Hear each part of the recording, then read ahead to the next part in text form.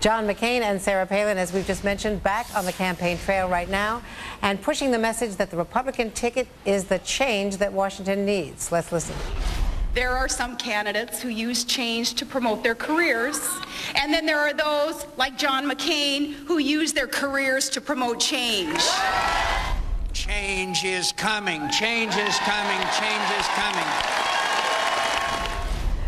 Great sound bites, but Jill Hazelbecker from the McCain campaign communications director, we heard so much about experience from John McCain, and all of a sudden when the polling showed that change was the message that was taking hold and that he was not able to penetrate that barrier, that ceiling against Barack Obama on change, all of a sudden we heard change from the Republican side.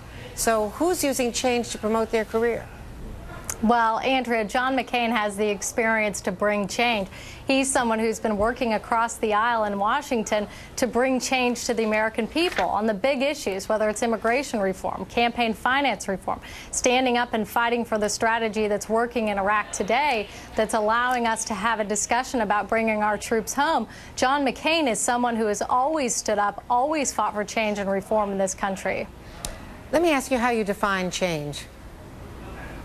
Well, I think bringing change and bringing reform, standing up to entrenched special interests, shaking up the status quo. You know, Senator McCain has found a great partner in Governor Palin. You know, she is someone who, within 2 years of taking office, has passed landmark ethics reform. She has broke up corruption in her state. You know, she is someone who is experienced at bringing change as well. You know, you look at the Obama and the Biden ticket. You know, these are two candidates who are out every day on the campaign trail making promises about change. The problem is that Barack Obama, for all of his rhetoric, has no experience working across the aisle on a bipartisan basis to bring change. He did work, of course, with Dick Lugar to come up with a bipartisan initiative on non-proliferation. It's one of the key things that he did achieve on Capitol Hill. And Dick Lugar, a Republican from Indiana, has praised him for that. Well, Andrea, I would ask you to take a look at the interview that Barack Obama did with Stephanopoulos this weekend, where he was asked to talk about where he has broke from his party on big issues, and he had difficulty and struggled to find an answer. You know, you compare that record with John McCain. You know, you go down the list, whether it's climate change, whether it's campaign finance reform, whether it's, you know, earmarks and ending the wasteful and pork barrel spending. There's just no comparison. How does Sarah Palin and John McCain agree on climate change? Well, look, you know, Sarah Palin, I'm glad you asked. As the governor of Alaska, she knows firsthand how we reduce our dependence on foreign sources of oil.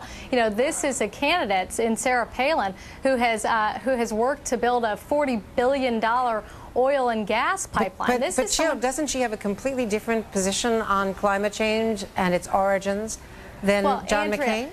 Andrea, you don't expect the running mates to agree on every single issue. What they know, what both John McCain and Sarah Palin know, is that we need to reduce our dependence on dangerous Middle East sources of oil. And we're going to do that through a variety of factors. We're going to drill. We're going to use wind and solar. We're going to take an all-of-the-above approach to energy. Obama and Biden cannot claim that same approach. They cannot claim that same strategy. And John McCain and Sarah Palin have a plan to reduce our dependence on foreign sources of oil and bring down the cost of energy in this country.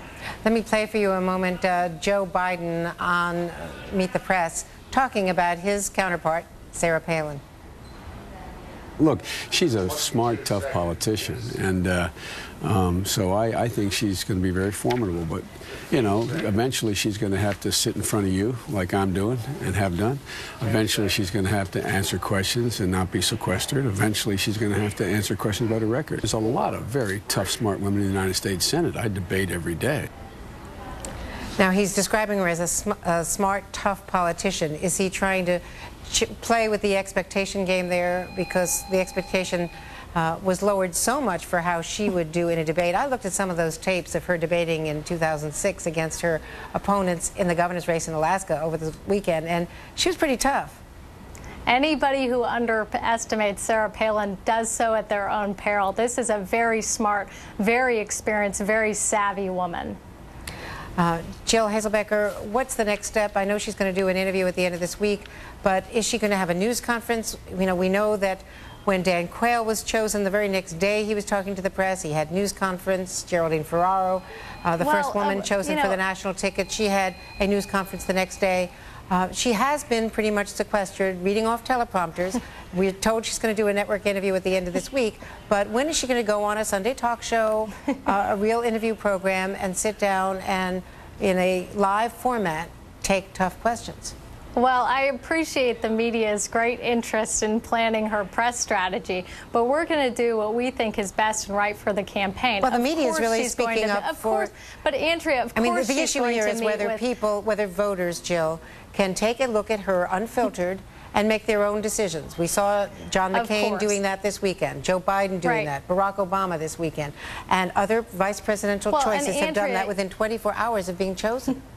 Well, Andrea, we understand that the press plays a very important role in informing the voters of their choice, and she will have many opportunities to speak to the press, whether it's through news conferences or network interviews or visiting with people like yourself. I can promise you that. Okay, we look forward to it.